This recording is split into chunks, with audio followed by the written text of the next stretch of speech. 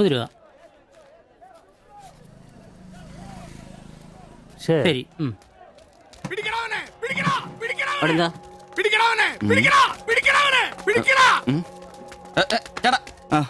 നമ്മുടെ മുസ്തഫാക്കയുടെ ഡ്യൂട്ടി പേക്കടേന്നേ 3 അന്യ സംസ്ഥാനക്കാരിയായിരുന്നു മൊബൈൽ അടിച്ചു മാറ്റി. ഇക്ക് കൈയോടെ പൊക്കി. പക്ഷെ അവന്മാരോടി ഇക്കേം പിള്ളേരും പറയാനുണ്ട് കിട്ടിയ അവന്മാർക്കൊന്ന് കോളാ.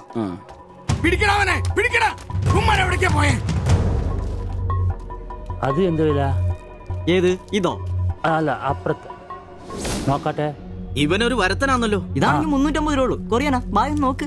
അവരുടെ കൂടെയുള്ള ആളാന്നോ ഇവൻ? ഇത് അതിലും വില കുറവാ. എത്രയാ വില? 250 ഈ രൂപ. കൂട്ടത്തിലൊന്നും കണ്ടതായിട്ട് ഓർമ്മയില്ല. ഇവരെല്ലാം കള്ളമാരാ, കക്കാനുള്ള തന്ത്രങ്ങളാന്നേ.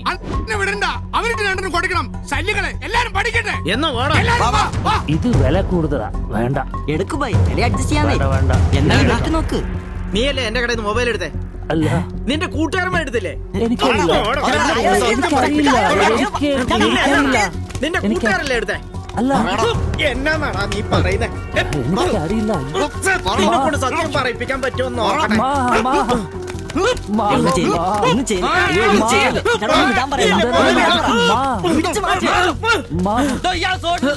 വീട്ടിൽ വാടക താമസിക്കുന്ന ആളാ. വന്നോളൂ ഓരോരുത്തന്മാര് കേരളത്തിലോട്ട്. കേരളം ഗൾഫാണ് പോലും. ഒറ്റൊരുത്തരെ വിശ്വസിക്കരുത്, എല്ലാ കള്ളന്മാരാ. ചേട്ടാ പോ.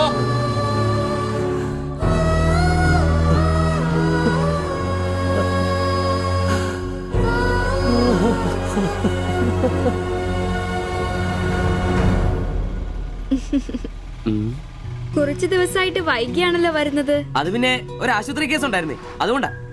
ഇനി വൈകത്തില്ല, കൃത്യസമയത്ത് തന്നെ എത്തിക്കോളാം. വാക്ക് പാലിച്ചാ മതിയായിരുന്നു. ഓ, കൂളിംഗ് ഗ്ലാസ് 4-നാന്നോ? ഫോറിനൊന്നും അല്ല.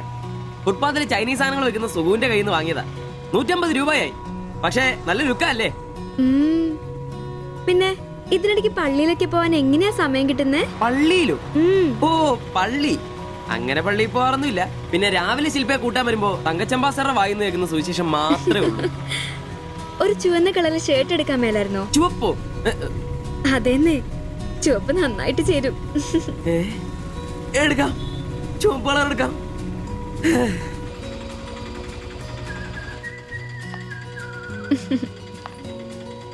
ബൈ.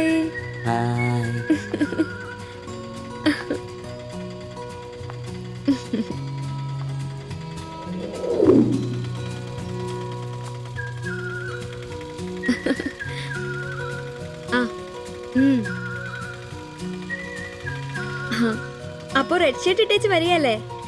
ഹലോ, ചുവന്ന ഷർട്ട് ഇട്ടിട്ട് വരികയല്ലേ? ഹലോ, കേൾക്കുന്നില്ലേ? ഹലോ, ശരി, ഞാൻ ക്ലാസ് ചെന്നിട്ട് വിളിക്കാം.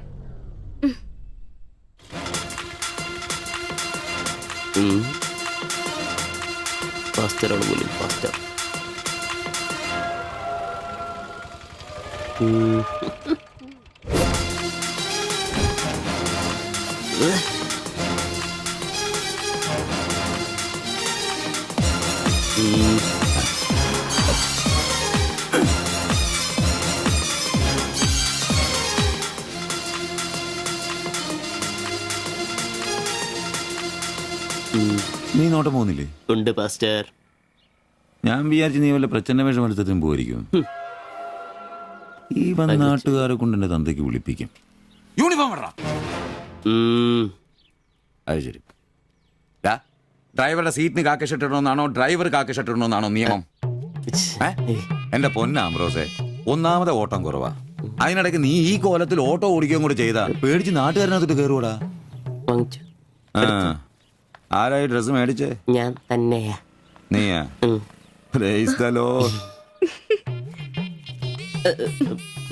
പപ്പ, ഞാൻ പോവാന്ന് കേട്ടോ.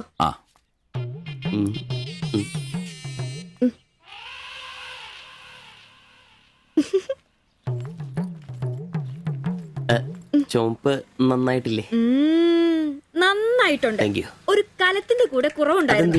അത് കൂടെ ഉണ്ടായിരുന്നെങ്കിൽ ഇങ്ങനെ തന്നെ എടുത്ത് പാടത്ത് നിർത്താമായിരുന്നു.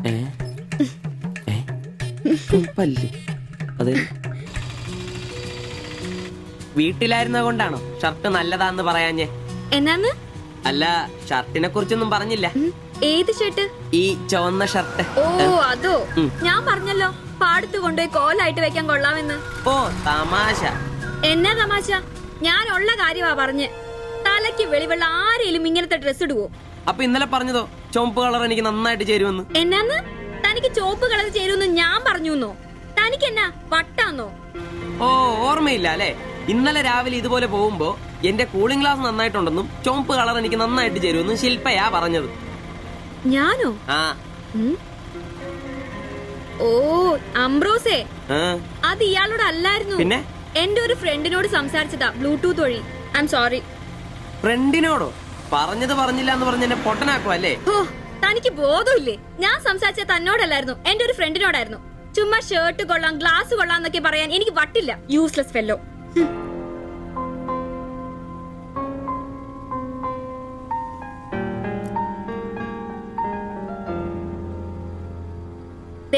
ഇതാ ബ്ലൂടൂത്ത്. ഇത് ചെവിയിൽ വെച്ച് എന്റെ ഫ്രണ്ടിനോട് സംസാരിക്കുന്ന ഇയാള് കേട്ടത്. അല്ലാതെ തന്നോട് കിന്നാരം പറഞ്ഞോണ്ടിരിക്കാൻ ഞാൻ തന്റെ കാമുകിയൊന്നുമല്ലല്ലോ. ഓരോ വിഡ്ഢിവേഷം കിട്ടി ഇറങ്ങിക്കോളൂ. അല്ല പിന്നെ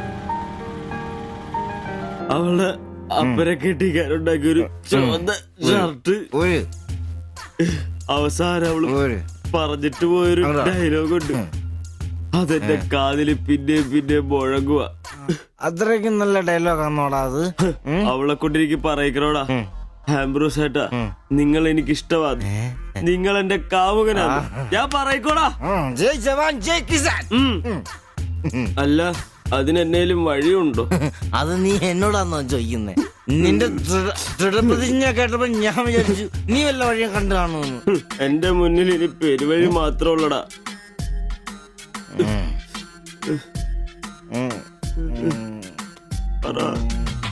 ഒരു വഴിയുണ്ട്. എന്ത് വഴി? അല്പം വളഞ്ഞതാ, ചെറിയ കാശ് മുടക്കുണ്ട്. ഞാൻ ബ്ലേഡ് എടുക്കോടാ. മീട്ടുക്കാൻ ഇത് സിബി വേണ്ട, അവ സമ്മതിക്കല. വേണ്ട. എന്താ വഴി? കീറുപാപ്പൻ. എന്ത് കീറുപാപ്പൻ? കൊടും ക്രൂരൻ.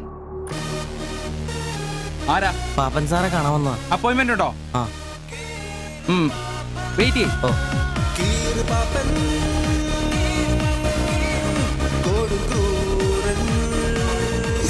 പ്രശ്നങ്ങൾ പറയാം ചുരുങ്ങിയ വാക്കുകളിൽ. ദീർഘഭാഷണങ്ങൾ എനിക്കിഷ്ടമല്ല.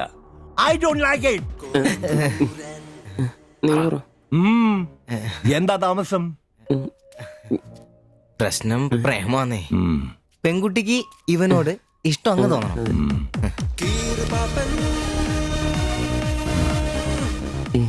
ഇതിപ്പോൾ ഒരു ചീട് പ്രണയ വിഷയമാണല്ലോ. പഴയ സിനിമകളിൽ നിന്ന് ടെക്നിക്കുകൾ അടിച്ചു മാറ്റാം. ഇംഗ്ലീഷ്, കൊറിയൻ, ചൈനീസ്, തായ് സിനിമകളിലാണെങ്കിൽ റേറ്റ് കൂടും. കൂതറ മലയാള സിനിമയിലെ ടെക്നിക്കുകളാണെങ്കിൽ റേറ്റ് കുറയും. ഏത് വേണം? Which do you want?